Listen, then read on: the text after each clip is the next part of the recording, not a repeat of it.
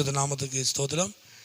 இன்றைய தினத்துக்கான தேவனுடைய வார்த்தையானது சங்கீதம் 147 சங்கீதத்திலே அந்த 11வது வசனத்தை நான் வாசிக்கும் பொழுது, தமக்கு பயந்து தமது கிருபைக்கு காத்திருக்கிறவர்கள் மேல் கர்த்தர் பிரியமாக இருக்கிறார் என்று சொல்லி வேதத்தில் வாசிக்கிறோம்.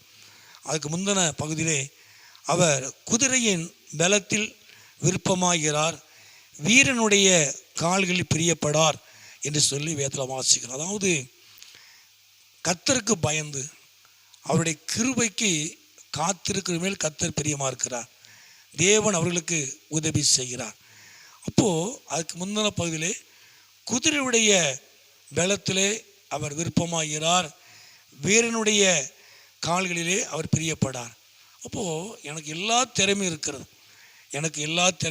எனக்கு பலன் இருக்கிறது, எனக்கு இப்போ நல்ல ஞானம் இருக்கிறது, அறிவு இருக்கிறது. இது உலக ரீதியான கற்றுக்கொள்ளக்கூடிய ஒரு காரியம். நம்ம அதை சார்ந்து நாம் எதையும் செய்ய முடியாது. நமக்கு இருக்கிற பலத்தில், நமக்கு இருக்கிற அறிவில், ஞானத்தில் இதை வைத்து நாம் எந்த ஒரு காரியத்தையும் நாம் செய்ய முடியாது.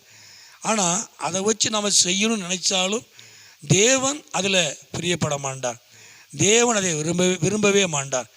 ஞானம் நமக்கு தேவை, ஞானமும் அறிவும் நமக்கு போதுமான பலனும் நமக்கு போதுமான வசதி வாய்ப்புகளும் எல்லாம் இருந்தாலும் கூட நாம் கர்த்தருடைய கிருபைக்கு நாம் காத்திருக்கணும். கிருபையினால் நம்முடைய வாழ்க்கையில் ஒரு காரியம் நடக்கணும்னு நம்ம நினைக்கணும். கிருபையினால் ஆண்டவரே இதை எனக்கு செய்யும், உங்கள் கிருபையினால் இந்த காரியத்தை எனக்கு செஞ்சுத்தாங்க, இந்த கிருபையினால் இந்த காரியம் எனக்கு வாய்க்கட்டும் என்று சொல்லும் பொழுது அவருடைய கிருபை நம்முடைய வாழ்க்கையில் பெரிதான காரியங்களை அது செய்யும். நமக்கு இருக்கிற திறமையை கொண்டு, நமக்கு இருக்கிற ஞானத்தை கொண்டு, அறிவை கொண்டு நாம் அதை செய்யும் பொழுது அதிலே தவறுகள், சில இழப்புகள் வந்து விடுகிறது. ஆனால் தேவன் அதை விரும்பவே இல்லை.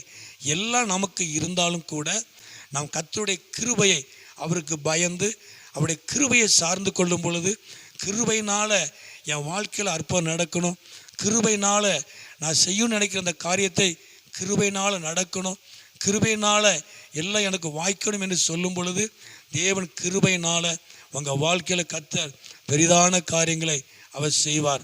வேதத்தில் வாசிக்கிறோம், பலன் உள்ளவனுக்காயிலும் பலன் அற்றவனுக்காயிலும் உதவி செய்வது அவருக்கு லேசான காரியம்.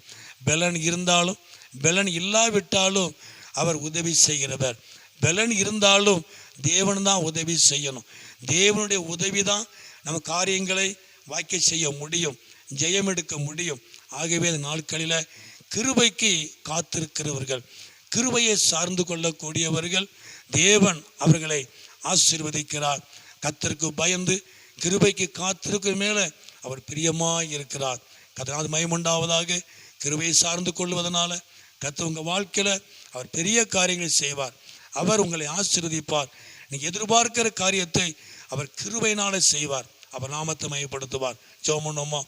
எங்களை அதிகமாக நேசிக்கிற நல்ல பிதாவே, அருமையான ஆண்டவரே, இந்த நேரத்துக்காக ஸ்தோத்திரம். இந்த சத்தத்தை கேட்குற ஒவ்வொரு பிள்ளைகளையும் குடும்பங்களையும் ஆண்டவர் ஆசீர்வதியும். இப்படி நாமத்தை மகிமைப்படுத்தும்.